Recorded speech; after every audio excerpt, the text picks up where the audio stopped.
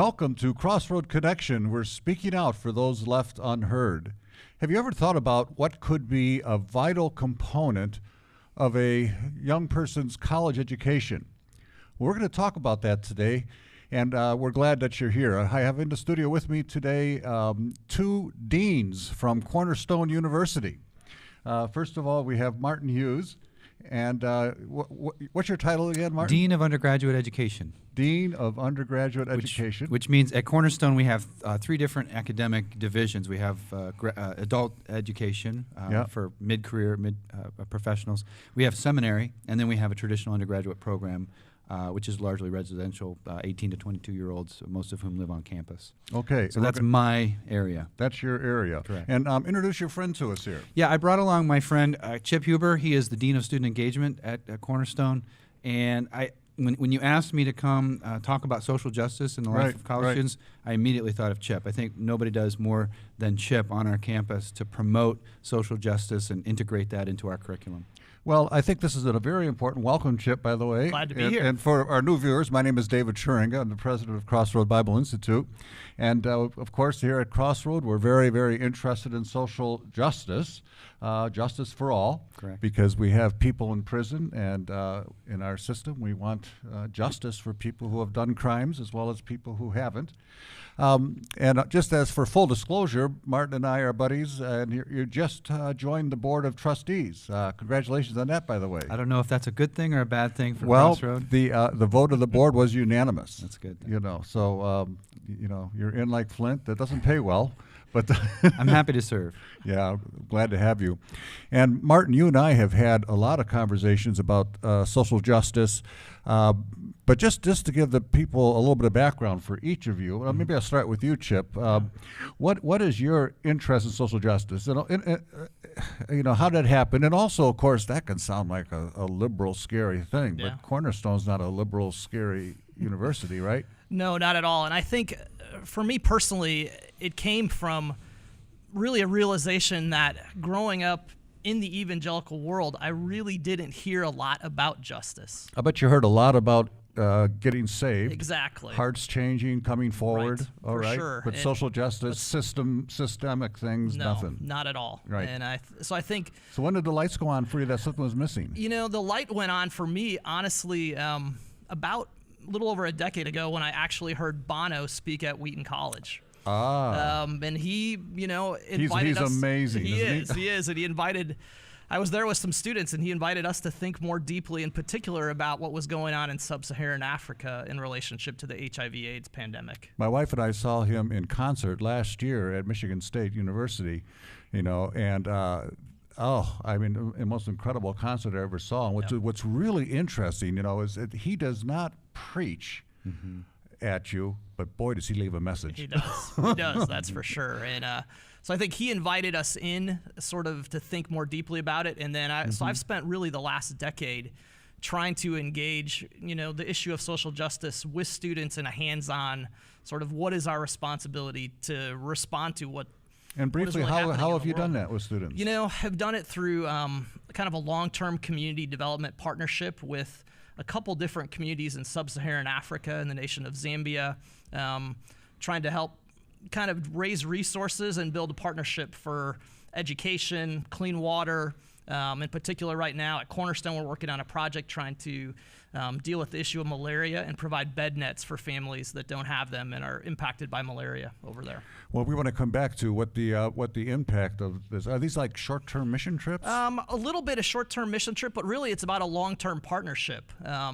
Where you're working and getting they know to that they're know continuing. People. Right, you're actually building relationships, and I think there's mutual transformation in those relationships. Okay, I'll come back more on that. You bet. Okay, Martin, you were a sociology professor at the great Calvin College, right? Yeah. And now at Cornerstone. But in your sociology class, you taught social justice. What's your interest in this area? Sure. Well, if you go back even further, before I was a sociology teacher, I was a sociology student, and that's something where my eyes were open. And I think before that, I think music played an important role in helping develop a sense of social conscience, understanding global issues. So I can think of growing up with music like U2 and another musician that I was really a fan of and still am, Bruce Coburn. Music, not Johnny just... Cash by any chance? I mean, No, not Johnny Cash. I'm sorry. I'm a Johnny Cash fan. So. But just thinking about music as a vehicle, not just for expressing personal or interpersonal relationship type sentiments, but sentiments about the world and about how people are being treated or mistreated around the world. So I think music with a message. That's right, and I think that's what brought me to sociology and helping my own understanding of there's a bigger world out there. It's not just about love and romance and right relationships on a micro level, but right relationships on a more macro level. So that's what brought me to sociology in the first place. For me, teaching sociology is really helping students understand that bigger picture, the bigger framework, that there's more to life than what they see in their own backyard. Well, let's talk about this. It sounds like you guys do the same thing, but you do it from the classroom perspective. You do it from a hands-on thing. Yeah. Don't kids just naturally have a concern about social justice? Who wants to answer that? I think in particular this generation of is more students attuned? is very interested. But I think along with that comes, I think the two go hand in hand, because I think sometimes they don't have a framework to really understand, like, okay, why does this matter to my faith? Why is this an integral part of, is this something I should do for the rest of my life? Or is this just something I'm going to be excited about for a few years when I'm in kind of that college want to change the world mindset? Mm-hmm. Wow, interesting. And so you're trying to instill this as part of their worldview, I would think. Right. That this is something that is not just a class project. For sure. But it's something that we should be concerned about. Do you get any pushback? Because Cornerstone is, it's a good Bible-believing evangelical school. I mean, once in a while we hear pushback like that's something liberal. Now it is true that people from churches maybe that are more progressive do have, do like to care about the poor and so forth. But does that necessarily carry over then that we shouldn't? We shouldn't care about social justice. Do you get pushback from students? I think initially, sometimes you do. I have taught a poverty and justice class for some of our younger students at Cornerstone, and I think initially there may be a little bit of pushback, like, are we throwing out, things like evangelism? Are we throwing out the things that really matter? Social gospel. Right, exactly. There's that sort of that inherent fear, but then I think part of our joy is to take them to the scriptures and say, hey, this is so deeply embedded in what's in the scriptures is God's heart for the poor, his heart for justice, that we don't have to be scared of it. We don't have to be afraid of it. Right, and it's not an either or; it's a both and. There you go. I think an important book that came out recently is Richard Stern's "The Hole in Our Gospel." It's not you can't think of it as it's an either or proposition. Mm-hmm. The hole in our gospel, the book really advocates that if you really take evangelism seriously, you're also taking seriously the physical and material needs, the social needs of human beings. So there's been an overreaction among fundamentalist evangelicalism because, this is what that group believes, and they don't believe in the atonement or they don't believe in the virgin birth, right. So therefore we're not going to be coupled in with that. Yep. But then what's happened is we basically have thrown out the baby with the dirty bathwater, right? And I think it was interesting. Even this morning, I read a new study by Barna saying that, this younger generation, they are asking that question. Does a passion for social justice reduce even your interest in, let's say, sharing your faith on a personal level? And actually, the research that they've done doesn't really demonstrate that or show that, actually, that in some ways, I think a lot of my students will reflect that their involvement in issues of justice has given them some of their most meaningful opportunities to share the gospel and to share their passion. And so their they faith did all of a Christ sudden too. overnight become secular humanists? No, not at all. Like I think it's deepened their faith. It deepens their faith. That's right. And in fact, a faith that's only otherworldly, only preparing people for heaven, is going to be quite shallow for this life. Correct. Right? No doubt about it. I mean, the Bible says, may your will be done on earth as it is in heaven. You shouldn't wait for that till Jesus comes back. Yep. I mean, we need to do that right now. So a college student, what do you say to a college student that you have to offer in terms of social justice and what difference that'll make in their life? Who wants to grab that? Well, I think for me, it's thinking about how we need to be good neighbors. I think about the story of the Good Samaritan that Jesus told about how loving your neighbor means really kind of putting yourself out there, getting outside of your comfort zone, meeting other people's needs, being willing to take the risk of maybe being taken advantage of, taken for a ride in a sense. I think people are suspicious of those who are claiming to have needs. People have a tendency to say, well, is this legitimate? How can we really offer help without hurting them? So I think for students, students are perhaps in a place where they're thinking about risky behaviors, taking risks, and I think for me, it's more a matter of, maybe the kinds of risks that you ought to be thinking about are not necessarily perhaps behavioral risks, but perhaps spiritual risks of really getting outside of your comfort zone. Wow. Thinking about, who are my neighbors and how can I be neighborly?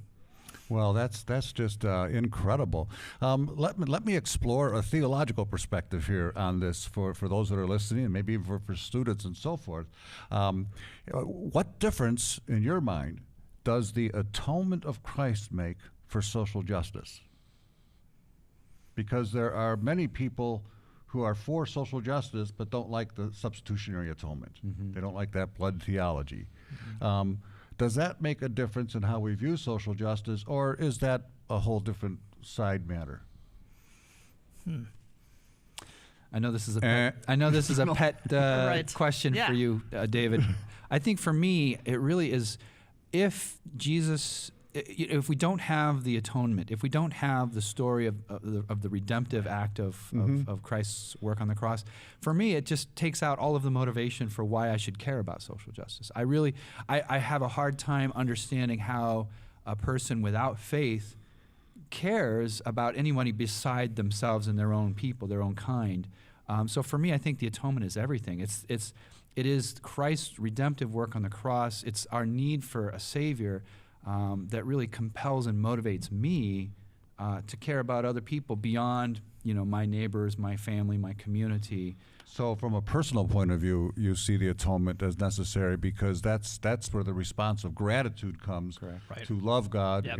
and to love our doubt. neighbors. So that's anything you can add to Yeah, that, and I think Chip? sometimes, even it's interesting. You'll be, when you get into a situation, let's say, in a place where, injustice has happened or poverty is present, there is oftentimes this joy, this sort of purpose that comes out of that, even without material goods or those kind of things. And for me, I look at that and I say, that's ultimately what we have to offer, is that redemption, that full redemption that brings purpose, that brings meaning, that brings joy, in addition to obviously helping someone to, enter into a better life.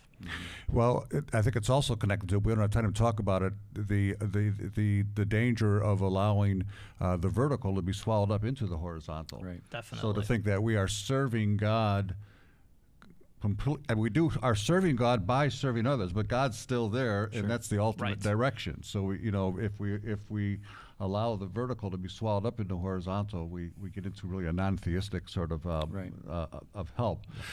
Let me ask this question that maybe students or others would come up with. Okay, you're making way too much of this social justice stuff. It's not about justice. It's about people that are kind of lazy and they don't get jobs and they don't assert themselves. Yeah. Everybody can grow up like you and me. Look, we made something of ourselves, didn't we? And Right. didn't we do good? So what's all this talk of justice? It's hard to argue. I think about, I wrote a column for our newspaper last year about how some of the most popular and enduring feature films that generation after generation tend to gravitate towards, films like The Shawshank Redemption, are films that explore justice, people getting what they justly deserve. So I think all of us are created to care about justice, not only for ourselves, but for other people. I think there's something, the way God made us, that our hearts are shaped in a way that responds to injustice. We get really indignant, and I think that's an appropriate response when we see injustice in the world. So I think that's just the way we're built, the way we're created, to care about not only our justice for ourselves, but for other people. And if there's truly, we say there's equal opportunity, Right. but is there truly equal opportunity for all, right? I mean, I think that's part of why I'm passionate about inviting students in. Is I think sometimes they think those things or they say those things without really that's why having entered into the story of another person's life and really understanding, hey, this situation that they've dealt with and they've encountered is much different than mine, and that they are in many ways just, if we can help provide some, simple, sometimes basic things that give them an opportunity, in many ways the same opportunity we've had. But I think until you enter into that context and really understand that situation, it's easy to just sort of say, well, everybody has the same opportunity, when that's really not the case. I was speaking with a ministry leader right here in West Michigan not too long ago, and we were just talking about the system and that kind of stuff.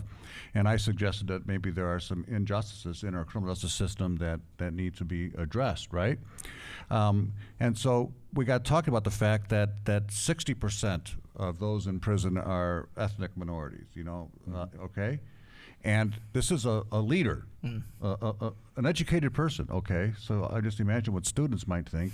And he said, well, the reason that there are more ethnic people in prison is because they commit more crimes.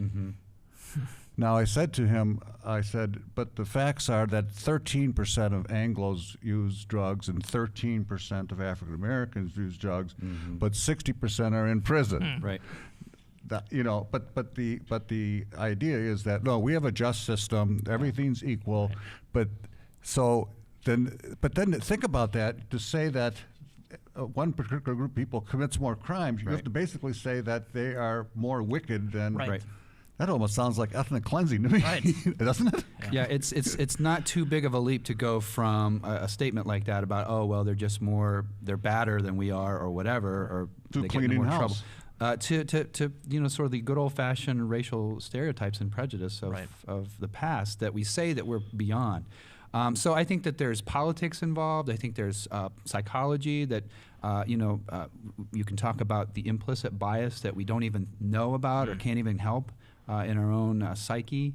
So I think there's a whole lot of different layers there that I think, to be honest, I think a lot of people are afraid of confronting because of what it might mean in upsetting their own sense of who they are as human beings, but also, to be honest, upsetting the nature of the system and, exposing the true privileges and advantages that people enjoy that look like, oh, well, I earned this, when in fact it was something it's built into the system.